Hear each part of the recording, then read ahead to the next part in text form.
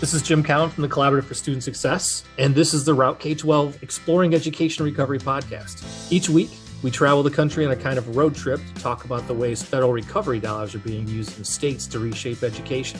Along the way, we'll hold up the best examples with the hope that those practices are repeated in other schools. Our guest today is Tom Kane, faculty director at Harvard's Center for Education and Policy Research. In collaboration with Dartmouth, the University of Washington, and NWEA, Tom co-authored one of the strongest reports yet on the impact of the pandemic on learning loss and the potential interventions required to help students recover. His findings paint a pretty dismal picture, and he's sounding the alarm on how important it is to address this issue while there are federal funds available to do so. He talks about how district leaders need to be honest with parents about how bad the problem is, what it's going to take to get the students caught up, and what investments will be most effective in doing so. Tom, thanks for joining us today. Thanks, Jim. I'm happy to be here. The theme for our little podcast is road tripping across the country. And so before we get into this information and we get too depressed talking about your research, I hope we could start this on a bit of a high note. And so I'll ask you, what was your most memorable road trip? And is there a song that sort of encapsulates that? Yes. So the road trip that immediately comes to mind was a trip I took with like a dear friend of mine from high school. It was back in the late 80s. I was in grad school by then, and he was moving from our hometown, Winston-Salem, all the way out to Hermosa Beach, California. And I-40 is the interstate that runs almost that whole trip. And so we just had the best time driving across country. And the song that comes to mind, which if I were a baseball player might be my walk-up song, is Katrina and the Waves, Walking on Sunshine. That's a good one. That's a great one. I like that. I like that a lot.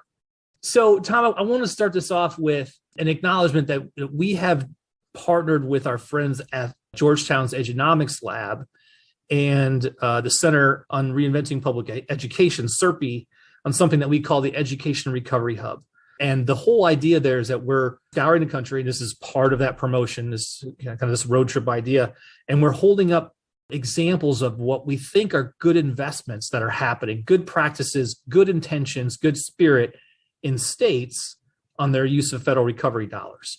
We've seen things from focusing on accelerating learning, using data to drive decisions, promoting family engagement, strengthening teacher voice, all look like they're promising efforts. However, if I look at your recent results from your research correctly, you're saying that might be well and good, Jim, but those practices simply aren't going to be enough to get kids back on track after the pandemic. Is that fair? Can you outline your study and your overall findings?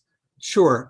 Let me first outline it and then explain why I'm trying to sound the alarm now. So in our study, we had data from 49 states plus the District of Columbia. So one of our research partners was NWEA, which administers their assessment to districts all around the country. And we added in data on the number of weeks that schools were remote during 2021.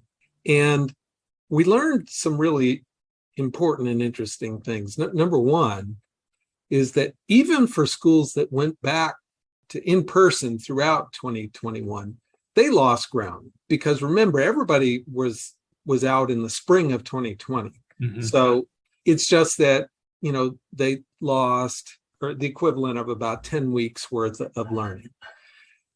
In those places that were in person throughout 2021, the average student lost ground, but there was no widening gap, like Blacks and whites, Hispanics and whites, high poverty, low poverty schools all lost about the same amount. The story was really different, though, in the places that remained remote during 2021, especially the ones that remained remote for half a year or more. In those places, students in the high poverty schools lost the equivalent of about 22 weeks worth of instruction. And the students in the low poverty schools that were out for more than half a year also lost ground, but they lost something like the equivalent of 13 weeks.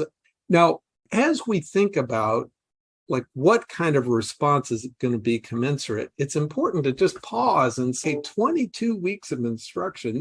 That's a lot of instruction missed.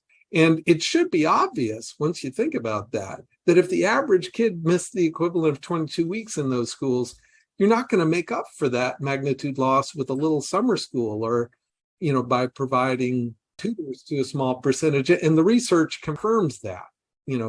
I was startled because as an education researcher, I know that there have been very few interventions that have ever been shown to have an impact close to 22 weeks of instruction.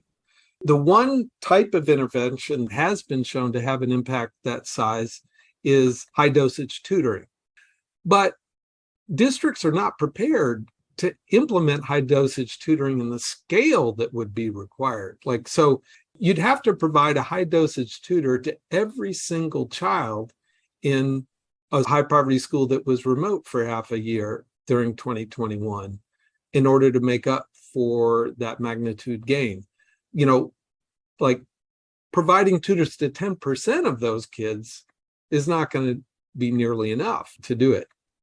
When I think about the actual funding allocations too, when districts are supposed to allocate 20%, I think, of their relief dollars to learning loss. Yeah. So considering that and considering your comments, that means, they're going to put every penny to learning loss. And that just doesn't feel feasible. So Jim, here's the thing everybody's got to remember. So when the American Rescue Plan passed in March of 21, nobody knew how big the achievement losses were going to be. Right.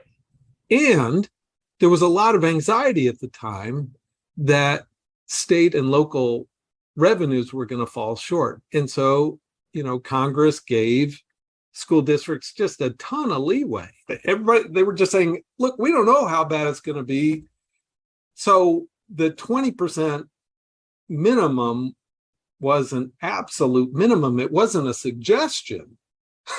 And yet, I think as district plans have been coming out, it's as if they've been taking it more as a suggestion rather than as an absolute minimum.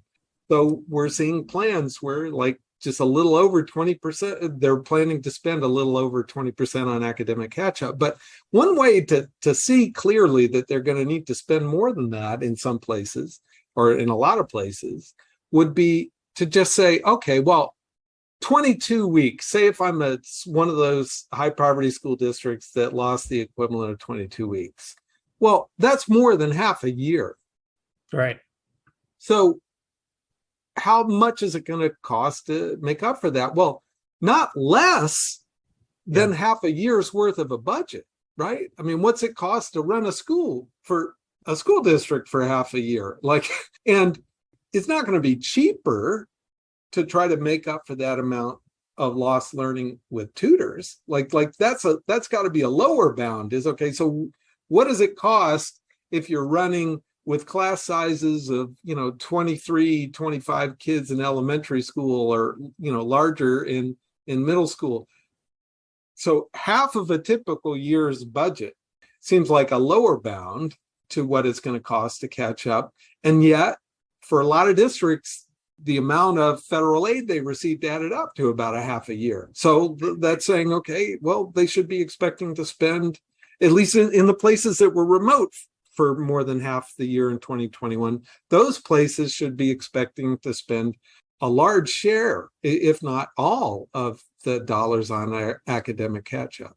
So this all makes complete sense to me of what you're saying with the problem with learning loss, but I'm trying to think of this from the feasibility standpoint of everything else that people are dealing with, right? Yes. With mental health issues, teacher shortages, others.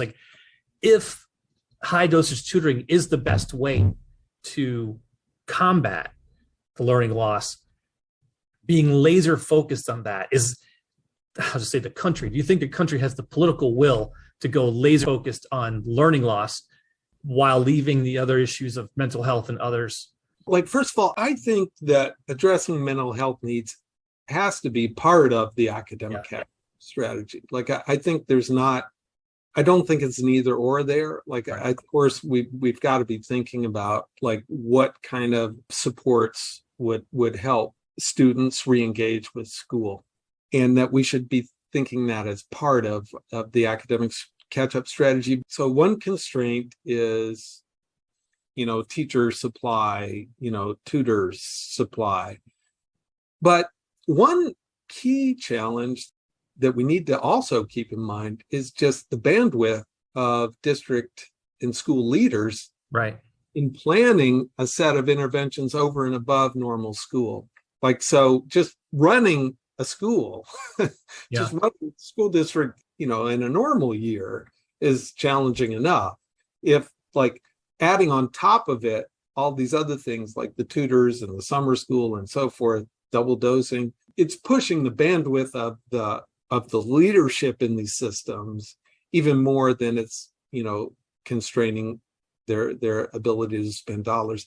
That's why I'm hoping that more districts will start to think about, okay, shouldn't we extend the school year in the next couple of school years? It's certainly not a politically attractive option. I'm not naive enough to think that it would be. But I think when school districts start to think about their ability to deliver tutoring on the scale that would be necessary, or the ability to hire enough math teachers to provide double dose math to everybody, that once they start to think about that, the idea of extending the school year will become a lot more attractive and hopefully will be politically preferable to letting these gaps become permanent. Like, I think once people realize the challenge of trying to scale up interventions and the long-term consequences of letting these gaps become permanent, that the political feasibility of extending the school year will improve, because it may be logistically in some districts the only way that they're going to be able to provide interventions on the scale large enough to catch kids up. So I'm actually trying to put myself in the shoes of a state superintendent or a district leader who's staring at this information. Yeah. Given, what we've all seen to be the current situation for school board members or any sort of public facing role, a leadership role right now, it is tough. I mean, it's a super divisive moment. Like I've never seen anything like it before. And unfortunately, so many ideological views, political views are crossing over to the classroom. And that's, creating a whole new dynamic that makes, these sort of decisions tough. I'm just curious what advice or recommendations you would give a public leader around education on how to process this information or act on it. Yeah. So, Jim, that is a really critical. It's the $1 million question, right? No, it's a multi-million-dollar question. You've absolutely put your finger on it.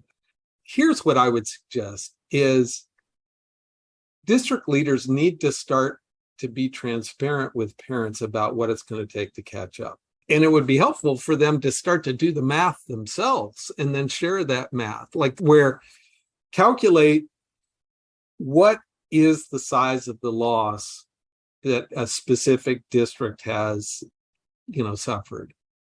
And one, for researchers like me, the challenge is like to describe that loss in a way, in the same kind of units that the effect sizes of the available interventions are measured in.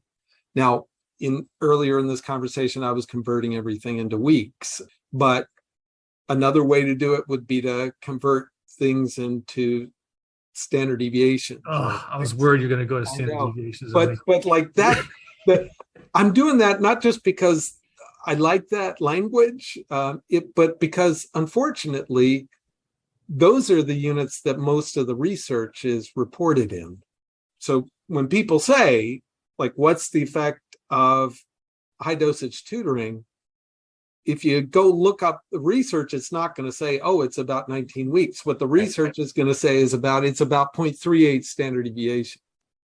And, every district ought to work with their research team to calculate the magnitude of their losses, either convert it into weeks using one of the conversions I was doing, or leave it in standard deviations. But whatever they do, put it in the same units as the effect sizes of the available interventions.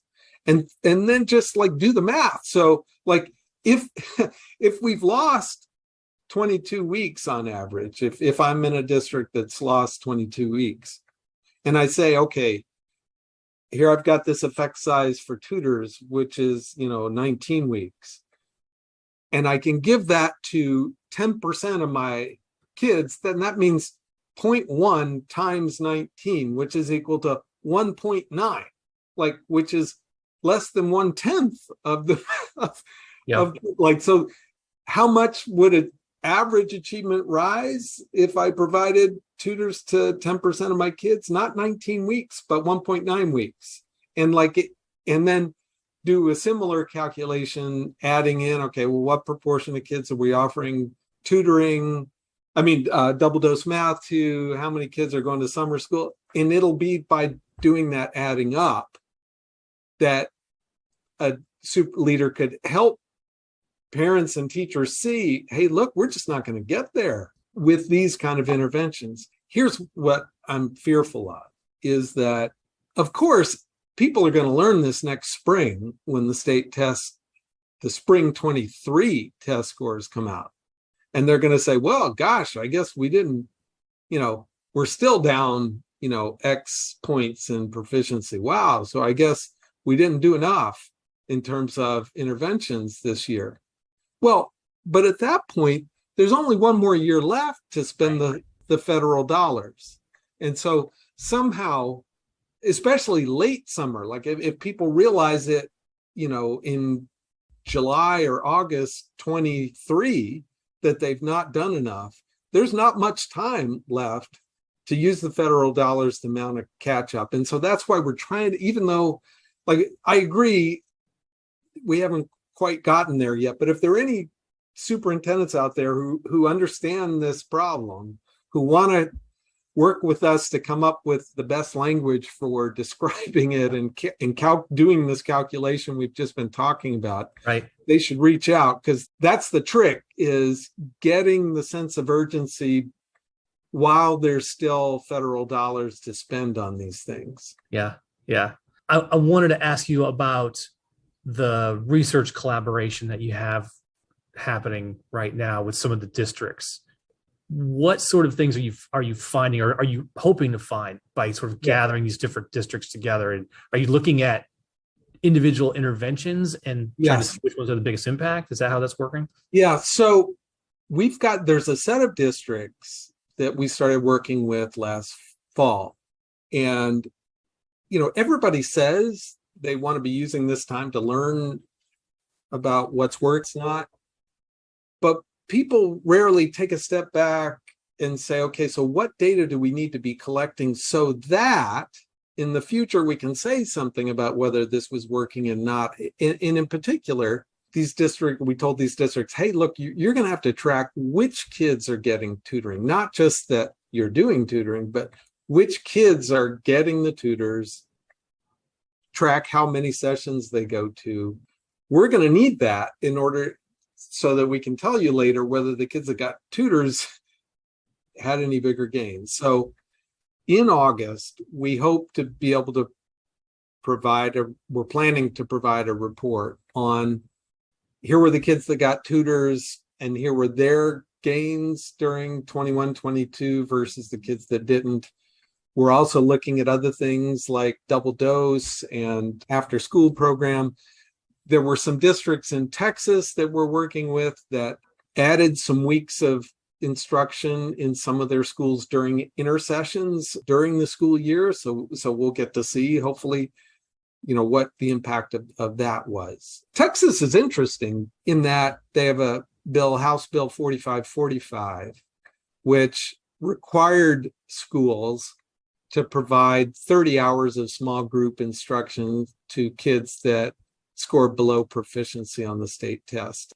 And so hopefully, because we've got a couple of Texas districts in our group that we're working with, hopefully we'll be able to say something about like what were the effects of that kind of approach of prescribing some kind of minimum amount of extra help kids must receive based on their performance on the end of year test. I know that this districts in Texas are struggling with figuring out how to implement this, but we're going to be hopefully saying something about just how effective it is in terms of helping kids catch up. Yeah. Well, this is a point of our conversation where we take a question from a parent throughout the country, and I really like this one that this person has today. So we're gonna play that for you now. Hi, Jim and Tom. My name is Rachel Ramirez, and I'm the mother of two boys transitioning from middle to high school this summer. Much of the research and news coverage I am seeing as a parent indicates that students are faring even worse academically than many of us expected. I'm worried my kids are further behind than they should be, but they've been bringing home A's and B's for much of the last year. How can I really identify how my kids are doing, and how can I push my school district to make sure my kids are getting the learning acceleration that they need? Parents should be asking their school district two questions. Number one, what is the magnitude of our district's losses? Don't just tell me where my kid is right now, but tell me where in pre-pandemic years they should have been, like at the end of 7th grade or the end of 8th grade or so forth. If a district is using the NWEA test or the iReady or any of these other interim assessments, they ought to be able to say, where is my kid in terms of norms relative to prior years? Like, so is my kid right at the median of their class this year, but they're at the 37th percentile of where they should have been, in a pre-pandemic year. So tell me on average and for my kid, how much ground we've lost. And then don't just tell me what the school district is doing, but provide for me a rationale for why what you're doing you think is going to be enough. And that will require them to do this kind of math that I've been urging people to do. The frustrating thing is that when the state reports results back to a school district, they just report declines in proficiency rates. They're not reporting it in terms of weeks lost or in terms of standard deviation losses. Because if they did, it would be easier for school districts to do that comparison to the effect sizes and then say, like, holy cow, what we're doing is not enough. Until these things are reported in the same units, it's really hard for anybody who's not an education researcher to know that most districts' plans are not nearly enough to make up for the losses their students have experienced. So I have one additional question for you, given this very bleak outlook on the current situation. Where is there hope? What actually gives you some inspiration that we're going to get through this and be able to deal with this? So here's what I'm hoping.